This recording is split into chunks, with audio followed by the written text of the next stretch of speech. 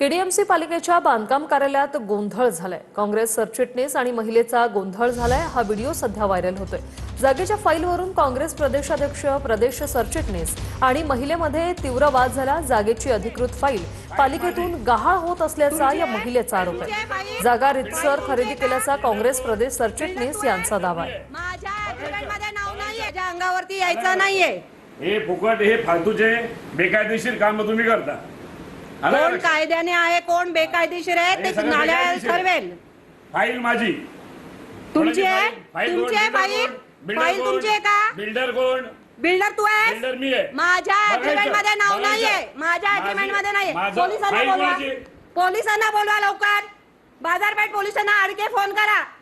File कोणाची? Internal कागदपत्र, internal letter कसे काय याच्या हातात आहेत? इंटरनलचा काय संबंध येतोय?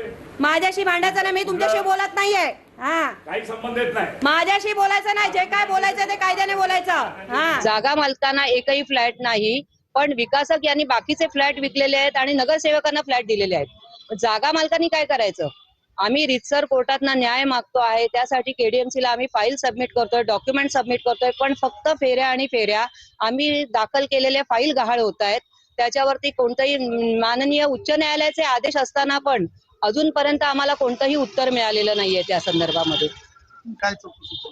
हो, फाईल गहाळ झालेली समजतात। आम्ही सीसीटीव्ही फुटेजची विचारणा केलेली आहे। बघा, फाईलचं प्रकरण असं आहे की मी विकासक म्हटल्यानंतर माझी फाईल आर्किटेक्ट नसेल तर माझी फाईल मी स्वतः शोधू शकतो। तो काय फार मोठा विषय नाही आहे। ती फाईल तिथंच आहे।